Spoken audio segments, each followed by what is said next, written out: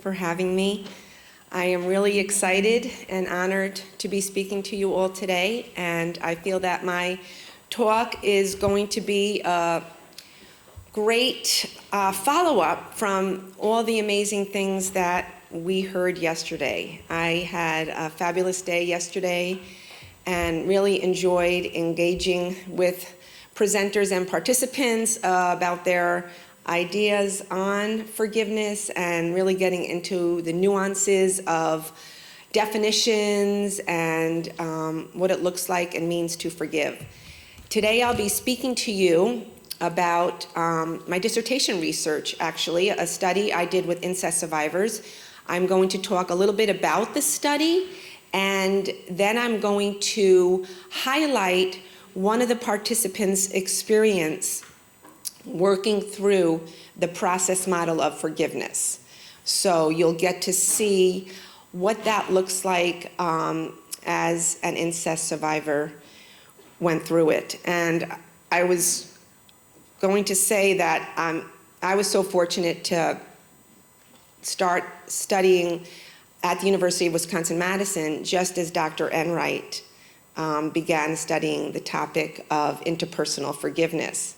And as Ashay told me this morning when we were driving here, he said, let me see if I get it right, a sage appears when a student is ready. So I really owe a lot to Dr. Enright. He was my sage, and he really informed my thoughts about this topic. So I was told to use the mouse. Oh. Well, Yitzhak, I already...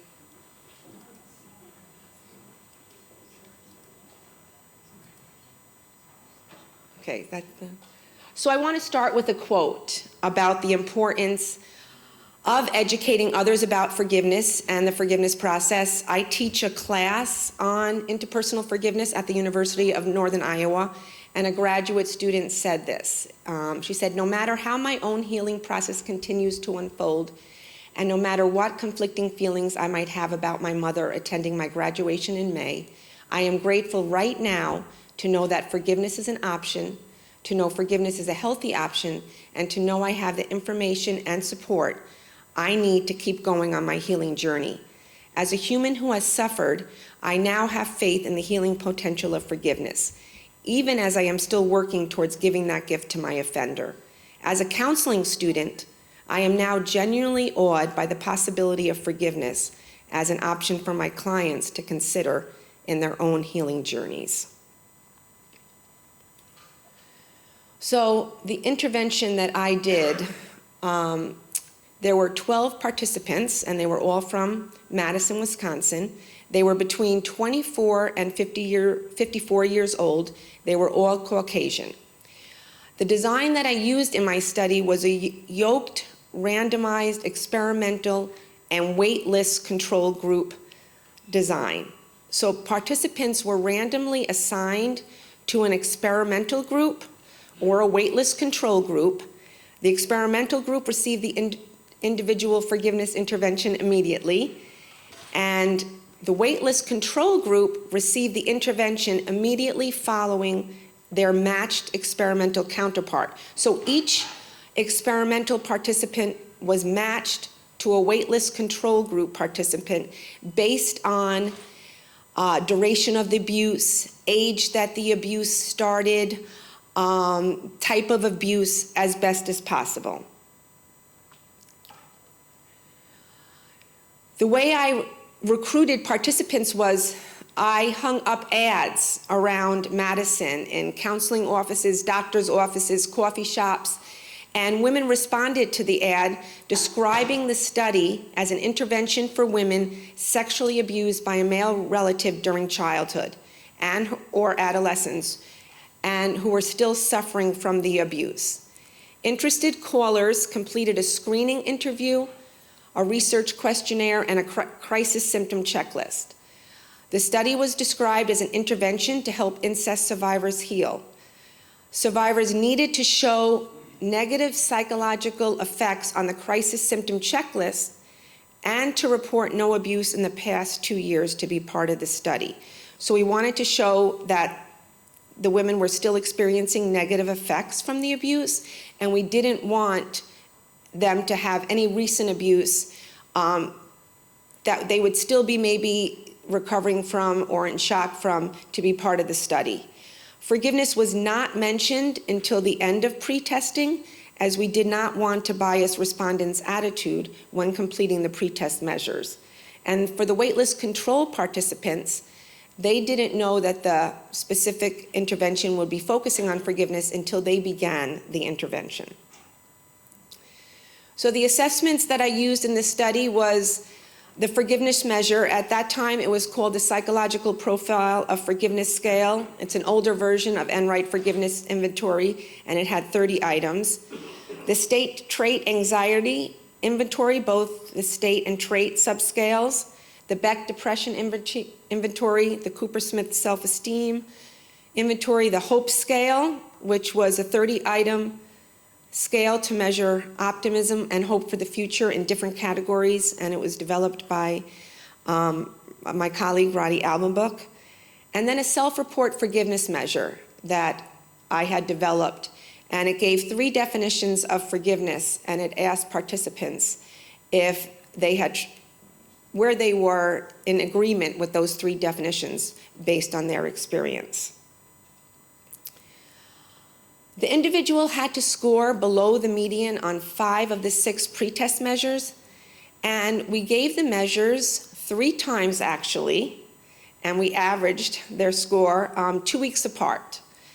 Their participants' pretest scores were averaged to reduce measurement error that comes with a very small sample size since we only had 12 subjects. The intervention began after the 3 pretesting periods for the experimental participants, and the intervention continued until the participant completed all units in the manual and reported that she had forgiven her offender as validated by the self-report forgiveness measure. And the intervention was individual. Enright's process model was used as the focus of the intervention, and at that time the process model only had 17 units, not 20. And like I said, each participant met with me individually once per week, and they were given a manual that I had written that described each of the units in the model in relation to being an incest survivor. The average length of the intervention for the 12 participants was 14.3 months. So the way I was able to do this, I had initially proposed this as my master's thesis and realized I was never going to get out of graduate school if I didn't make this my dissertation. So this became my dissertation, and I actually did a profile of the incest survivor for my master's thesis. So I was able to devote that much time because I had several years. Forgiveness takes time, especially for the deepest hurts. And just as an aside, when I was beginning this research, I had a friend, a fellow graduate student, and she said, you do the forgiveness group, I will do the revenge group. Let's see who gets the most participants. But she did come to the forgiveness conference in Madison, Wisconsin last summer with me, so I'm still trying to convert her. So I'm just quickly going through this because the meat of my presentation is really describing the one participant's experience through the model. So statistical significance was demonstrated on all the measures except self-esteem. Experimental participants showed significant decreases in both state and trait anxiety and depression, and significant increases in forgiveness toward their offender and hope for the future compared to the control group. And that was the first comparison we did. Self-esteem, although not significant, was moving in the expected direction. Incest survivors may need more time. Anyone who's been deeply hurt may need more time for their self-esteem to increase in significant ways. The control group, once they became the experimental group, also showed significance on all their measures, illustrating greater psychological well-being post-intervention, as well as increased forgiveness and hope compared to themselves at pretest. So that was the second comparison. The third comparison, we did not want or expect significant differences because we examined the change from pre-test to post-test for both groups. So they were both significant and there were no differences. And comparison 4 examined change in the experimental group from pre-test to post-test 2. So after the waitlist control group finished their intervention, so that was like 2 years from when the experimental participants started, we measured them again.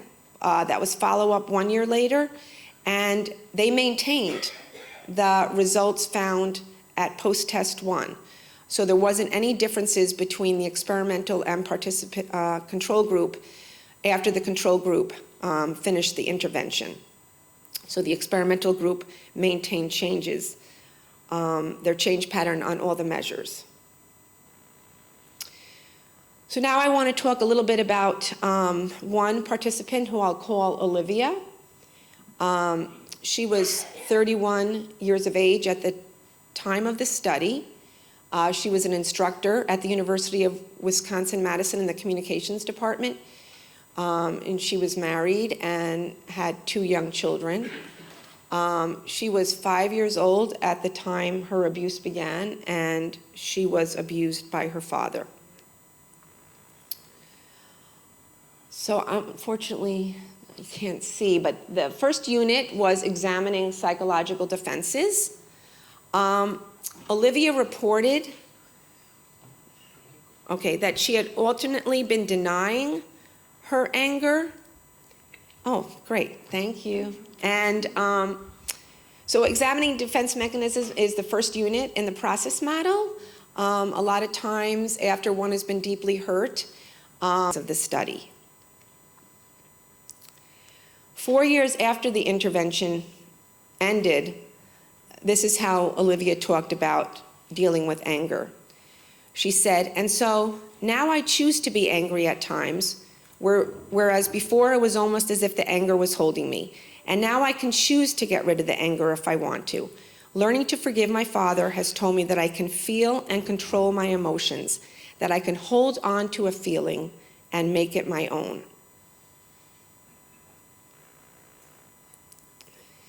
Awareness of guilt and shame, and I heard people talking about this yesterday, are very powerful emotions felt by individuals who have been deeply hurt.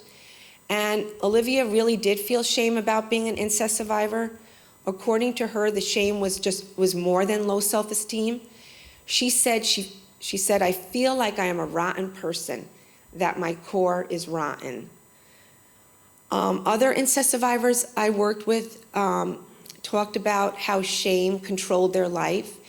They talked about that they loved the fact that the stores were open 24 hours or that they had drive-thrus because they felt shame about being seen in public, and they would go shopping very late at night, or they would go through drive-thrus rather than have to interact with someone where someone could see them fully.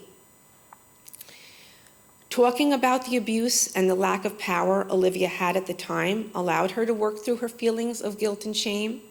She also felt accepted in the study and that I was not judging her.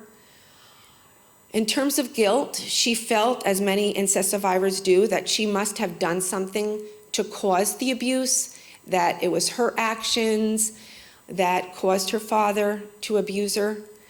Having Olivia think about herself as a little girl and what she was and was not capable of helped her recognize that in no way was she responsible for the abuse.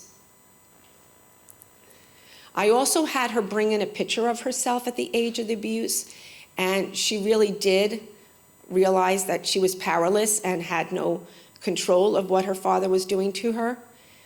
After discussing this unit, Olivia no longer defined herself solely as an incest survivor. She was able to expand her identity and recognize other characteristics that defined who she was, such as a teacher, mother, communicator, writer, wife. Expanding her identity helped Olivia decrease her shame. 4 years after the intervention, when I interviewed her, she stated, "There are moments when I look at my own daughter, who is now the same age that I was when my father passed away. I look at her and I think, how on earth could anyone look at a child and want that child in a sexual way? When I see her body, I know I did nothing to cause the abuse. So that was a real change in Olivia's way of thinking. God bless you.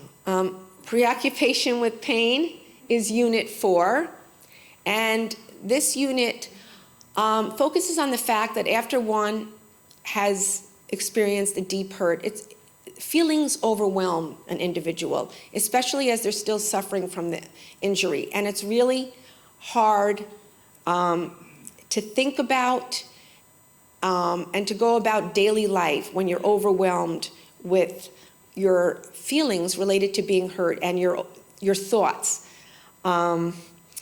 So Olivia said she was able to recognize during this unit, because we talked about finding a balance between feeling the pain and thinking about the abuse and living her life. But she recognized how much energy she had used in feeling anger and hate towards her father. She realized the importance of releasing her anger and not allowing the negative feelings to take over. So sometimes people are told to put like a rubber band on their wrist, and every time they recognize themselves thinking about their abuse, their injury during the day, to pop that rubber band to try to distract themselves and not think about it.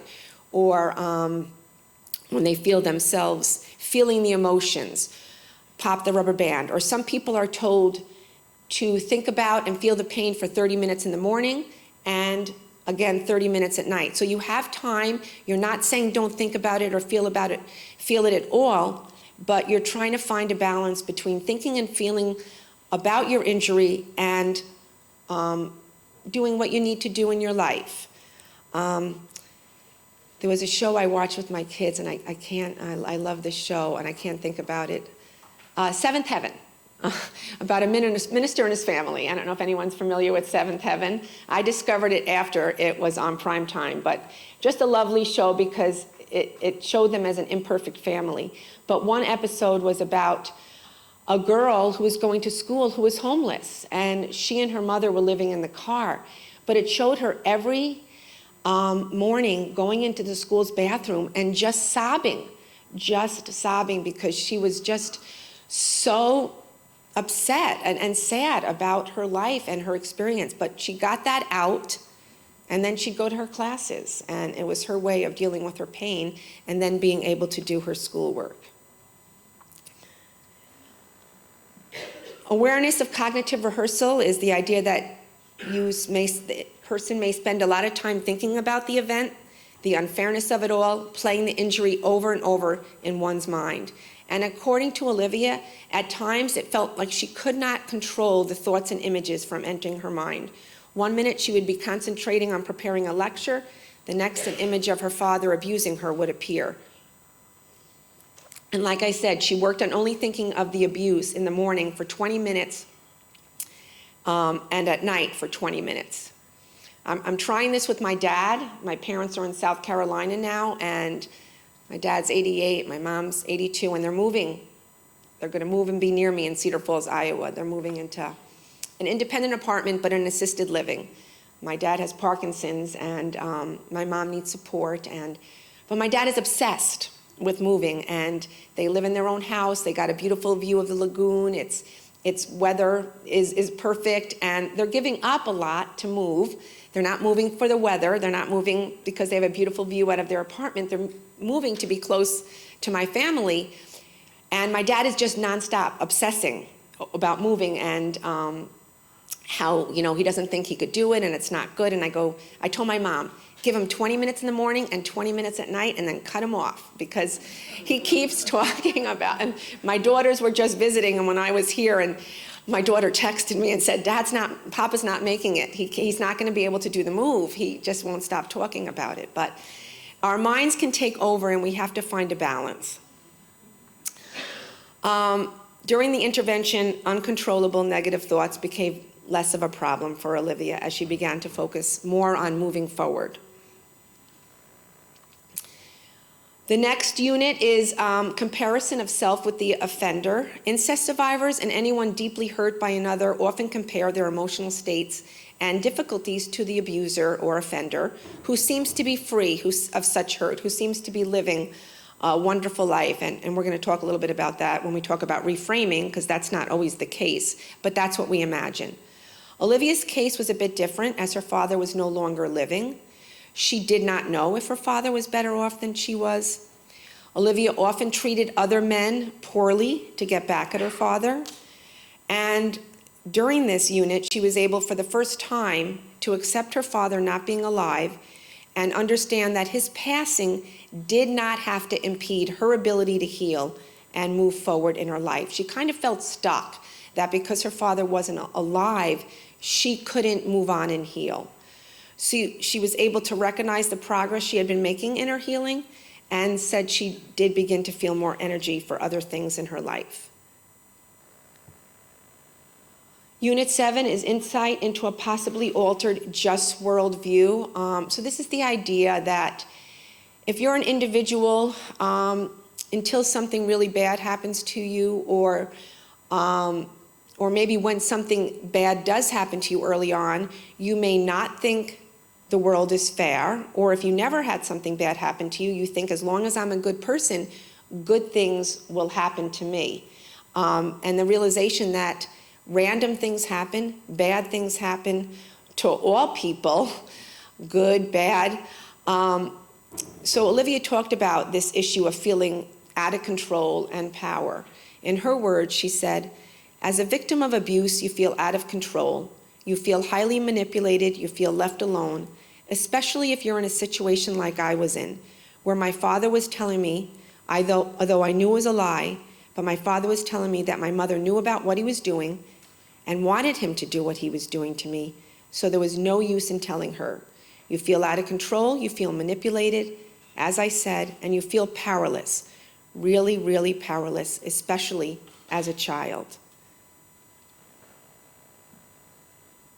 So Olivia learned to accept the idea that she can control some things, but not everything, and that unfair things have happened to others as well.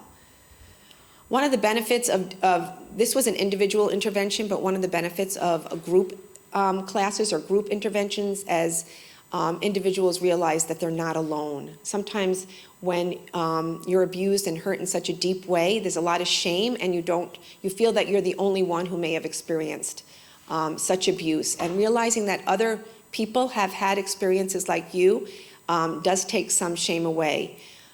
This was individual, so that wasn't Olivia's experience.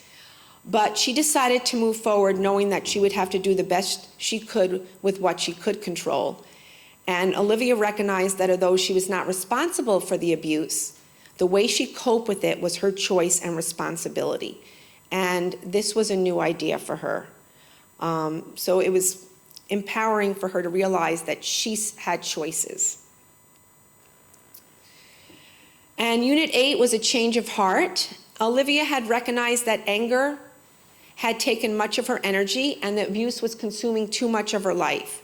She also reported that forgiveness, as she came to understand it, was the feeling that she thought revenge would give her. Olivia gradually gained the insight that the act of revenge towards other men never gave her the feeling that she was hoping to achieve. So realizing that she could not control other people and that she could not change what her father did, helped Olivia want to try a more merciful response. So change of heart, you're recognizing that the way you've been coping so far is not working, and you're willing to look into other possibilities. Dr. Enright talked about that yesterday. So commitment to forgive is Unit 9, and as I said before, this is the old model. So the 20-unit model is numbered a little bit differently. Olivia spoke about how she was at a point in her healing where she wanted to make the commitment to forgive her father. She understood what forgiveness involved and wanted to try a new way of coping with her hurt and pain. Olivia decided to try and forgive intellectually, hoping that emotional forgiveness would follow. So when one makes the commitment to forgive, it's important to know that this does not mean that they're feeling the forgiveness in their heart right then, that they are ready to forgive. It means that they're ready to embark on the process of forgiveness, that they're willing to try it, to explore what it means to forgive. It doesn't mean they feel the feelings at that moment.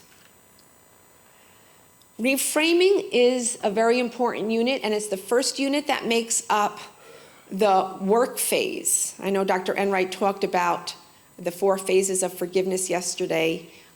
First phase was discovery phase, feeling your emotions, exploring your anger. The second phase was the decision phase that I just talked about, making the decision to forgive, committing to forgiveness. And this phase I'm talking about now is the work phase, the actual working on the process of forgiveness. And reframing is the first unit that makes up the active work part of forgiveness. Yes, forgiveness does take work. It doesn't happen overnight.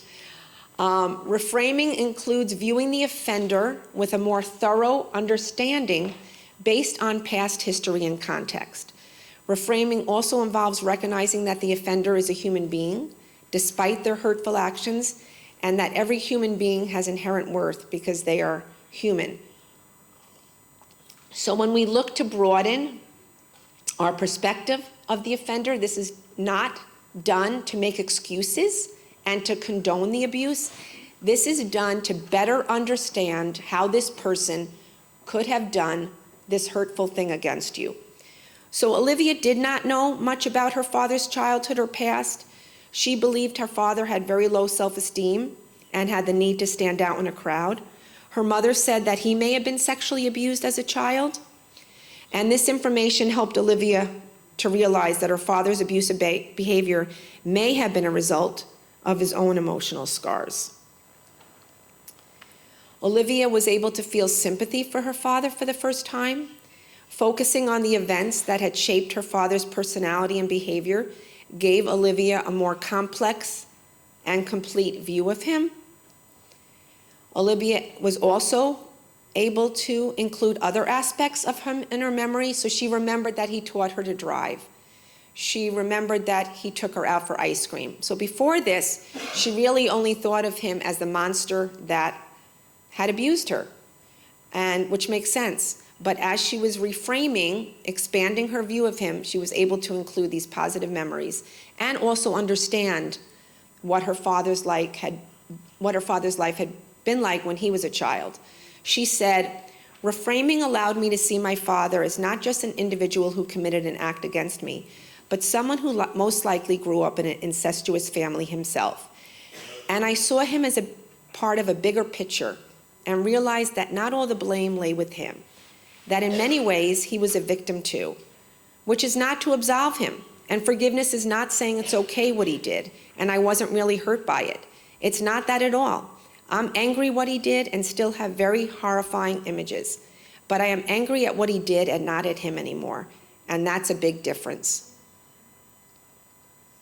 A follow-up quote of hers: "There is not a day that goes by where I don't think about how much my participation in your group changed my life and my attitude. Forgiveness is not just an act. It's a way of life. My strongest beliefs are not necessarily religious ones, but ones rooted in Mother Teresa's idea that we cannot hate someone whose story we know." And we heard about that yesterday in the powerful talk at the end of the day. "Part of what I learned from you was that opening myself more about what may have happened to my father in his own childhood made it possible for me to understand that he too may have been a victim of abuse." Olivia was able to recognize the inherent worth of her father and recognize him as a human being deserving of respect. And I just read something on Facebook. Yes, I do learn from Facebook. Someone was quoting this Richard Rohr, who I'm not familiar with, but in his book, The Universal Christ, reminds us that the word respect means to see a second time, to look again at something, perhaps with new eyes or new beliefs. And I just love that, the way it fits into the model in this unit of reframing, because when we talk about reframing, we expand our view of the offender We recognize their inherent worth, and we respect them as a human being. So seeing them with new eyes or new beliefs and having that be the definition of respect just fits so well for me. So when we reframe, we see with new eyes as we gain a more complete and complex view of the offender, as well as recognize and respect their humanity. Feelings of empathy is Unit 11. At first, it was difficult for Olivia to feel empathy for her father. She reasoned that he always had a choice, and he made the choice to abuse. Olivia mentioned that the reframing she did helped her father develop empathy. She was able to recall positive memories of him, like I said. Feelings of compassion also developed. Olivia recognized that she may have seen her father in a more compassionate way, but she did not want to admit it. She was afraid that she may not have remembered all the details of the abuse, and that this had prevented her from feeling compassionate feelings earlier, because she didn't want to feel like, she wasn't remembering everything that had happened to her. Olivia's empathy toward her father helped her develop feelings of compassion. Acceptance and absorption of pain is Unit 13, and Dr. Enright talked about this as well. This is the idea that we're going to absorb the pain so that we don't pass it on to other people, that in intergenerational families of abuse, where abuse is carried on from generation to generation, one is acting out their pain on the next generation. So the idea that we're going to stop, the buck stops here with me, I am dealing with my pain so I don't have to put it on anybody else. Olivia acknowledged that by absorbing the pain, she could stop the hurt from bouncing back and forth, and recognize that to absorb the pain, one needs to be a strong and positive person. She realized the importance of parenting and made the conscious decision not to act out her pain on her children. She was ready for her pain to end with her. And she wanted to become resilient, and individuals do become resilient when they deal with their pain and realize they can bear their uncomfortable feelings. There's an excellent article that Lisa D'Amour wrote for the New York Times on helping adolescents deal with their uncomfortable feelings. And instead of calling feelings negative feelings, which kind of symbolizes that anger is not a natural and normal emotion, that we shouldn't feel those feelings when we phrase them negative feelings, she called them uncomfortable feelings. And she said, helping adolescents sit with these feelings develops resilience in them. And if they know that they could handle their feelings, they know that they could handle anything that comes their way. Olivia admitted that in the past, she may have used her husband as an inappropriate outlet for her pain and negative feelings. 10 minutes, okay, good, thank you. She realized that she had needed others' forgiveness in the past, and recognizing her own imperfections and her need of forgiveness from others enabled Olivia to more easily forgive her father. I was recently on a panel for the Flourishing and Well-Being Conference that the Templeton World Charity Foundation did. And any of you that are familiar with Cheryl Strayed, the author of the book Wild, and she does the Dear Sugars podcast, if you listen to that. So she talked about her ability to recognize the importance of forgiving others when she recognized that she needed forgiveness. She talked about self-forgiveness. She also needed self-forgiveness from her ex-husband now, but she also said she needed to forgive herself for betraying some values that she had set for herself, that she broke the moral code in relation to the person that she wanted to be. And we were talking about self-forgiveness yesterday, and so she felt that she had to engage in self-forgiveness because she did not stay true to who she wanted to be. So that when individuals realize that they want forgiveness from other people, it's often encouraging to be able to forgive someone else. And Olivia realized that by forgiving her father, she could serve as a positive role model for her children. Step 15 is the realization that the self may have been permanently changed by the injury, and Olivia recognized the way she was changed by the abuse in both negative and positive ways, and that's important. She experienced low sense of self-esteem, a fear of authority, difficulties in intimate relationships, increased anger, and perceived inability to be a platonic friend to any male. Olivia also, though, saw herself as more sensitive to others who were also victims of sexual abuse and other types of abuse. And Olivia did remark, though, that there were other ways she could have learned to be sensitive. I really like this quote stated by Rabbi Harold Kushner regarding the loss of his 14-year-old son, Aaron, and it really illustrates how people do experience both positive and negative changes as a result of being hurt. He states, "I am a more sensitive person, a more effective rabbi, a more sympathetic counselor because of Aaron's life and death than I would ever have been without it. And I would give up all of these gains in a second if I could have my son back. If I could choose, I would forego all of the spiritual growth and depth which has come my way because of our experiences and be what I was 15 years ago, an average rabbi, an indifferent counselor, helping some people and unable to help others, and the father of a bright, happy boy. But I cannot choose." So he recognized the way he became a more sensitive rabbi and was able to be more responsive to individuals in his congregation after the loss of his son, but of course he would rather have his son back. Awareness of decrease in negative affect and perhaps increased positive affect is one of the last steps in the model. Olivia did report having more positive feelings for her father. In terms of cognitive changes, Olivia wished that her father were alive so he can go to counseling and get help. She pictured her father in heaven and hoped that he was at peace.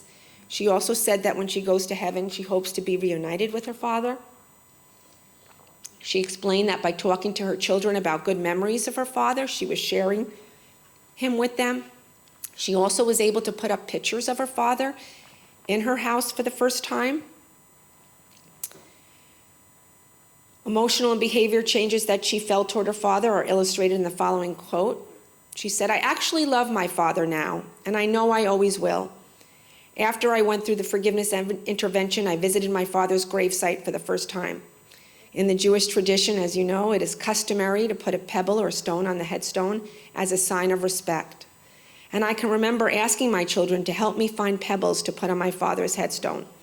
That was a very moving moment for me, just to let my father know that I liked him."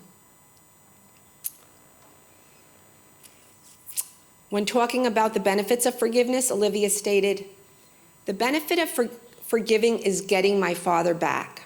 I had pushed my father out of my life from the moment he first walked into my bedroom when I was young, and I emotionally pushed him out of my life until the day he died. And now, after forgiving, I'm able to get him back. And you know, I think I always wanted that. I think deep down in my heart, it's very easy to be angry because the abuse is so horrible. But I think everyone wants their parents." And her statement illustrates the great confusion and ambivalence an incest survivor often feels when someone they love and trust hurts them deeply. Physical reconciliation did not occur, but emotional reconciliation did occur for Olivia. The last unit in the model is the awareness of internal emotional release, and we heard a little bit about this yesterday. When forgiving, one often experiences a release, a feeling of peace. One may find herself thinking less and less about the injury, as there is a decrease in emotional energy invested in the injury and the injurer. Olivia responded, "I never dreamed I could feel this forgiving and respectful of my father, and I owe that in large part to the intervention. I'm a more peaceful and positive person. I don't distrust men as much. I am a more forgiving person in general, and I also make it possible for my children to respect my father, even though, sorry, typo, deceased, not decreased." Long-term benefits, she said, "The study changed my life. It changed what I thought forgiveness meant. I realized it wasn't pardoning someone, but relinquishing the anger and how it had controlled me. Years later, she said, yes, I've noticed that the topic of forgiveness has exploded in the media. What I've also noticed is a kind of backlash against some who believe that there is truly no place for forgiveness when you are dealing with the unforgivable. While I would never argue that adopting an attitude of forgiveness is necessary for everyone, I would absolutely argue that everyone who has been hurt or been witness to unforgivable acts ought to, at the very least, explore what forgiveness is. I think that what people who reject forgiveness may have a very simplistic view of what true forgiveness is and how long it can take to develop a true sense of forgiveness. The journey toward living a life predicated on forgiveness is a long one, and I think everyone who's been hurt ought to look deeper into what that journey entails. I also want to mention that it had not been for the work I completed with you, I truly don't even believe I'd be where I am today, physically, spiritually, and mentally. I don't believe I'd be as calm, confident, and grounded. There absolutely are long-term effects of incorporating forgiveness into your heart and mind. But I also believe people need to actively work on being forgiving. It's really a way of life for me. Conclusions. Results illustrate how forgiving may be psychologically beneficial to individuals who have suffered deep hurts. Not one participant in the study showed any negative effects as a result of forgiving. Forgiveness intervention also led to increased forgiveness toward an offender in addition to psychological well-being. Each participant experienced their own individual process of forgiveness, so it looked differently for each woman. Some felt love and others just decreased negative thoughts, feelings, and behaviors towards their offender. Learning toward mastery may be key. Idiosyncratic ending point for each participant was very helpful in this study. And the benefits of using a manual must be highlighted. The individuals had something concrete to take home and study after each session. Limitations, the therapist by treatment interaction, what caused the improvement? I was the only educator. The study needs to be conducted with multiple facilitators so that we know it's not just the individual's personality and characteristics. The lack of blind assessment, as I was also the researcher. The size of the sample was small and very homogeneous. Forgiveness takes time, and the timing of forgiveness is important. Forgiveness cannot be rushed. People need to deal with their pain. Research shows that the longer the duration of the counseling or education, the stronger the results. When forgiveness is introduced, also needs to be considered. Time and distance from one's offender is necessary before forgiveness can be discussed as an option for healing. Forgiveness therapy really can't be considered a quick fix. A client may require pre-processing or booster sessions as time goes on. I know I'm out of time, so I'll end with this. 5 minutes. Okay, so just one quote. Importance of clearing up misconceptions. Upon forgiving, I have not forgotten what happened. In remembering, I make different choices in my intimate relationships. I do not condone what was done to me. It was morally wrong and undeserved. This forgiveness is not pardon, for I do not excuse his behavior or pretend as it never occurred. My process of forgiveness was not reconciliation. In fact, mine was the opposite. It was a fracture that will never be mended. In willfully abandoning resentment and related responses, there is air that extends through the depth and width of my soul, leaving little room for the dark places that once consumed me. This was from a student who experienced domestic abuse, and she took my class on interpersonal forgiveness. Okay, questions? I'm just gonna.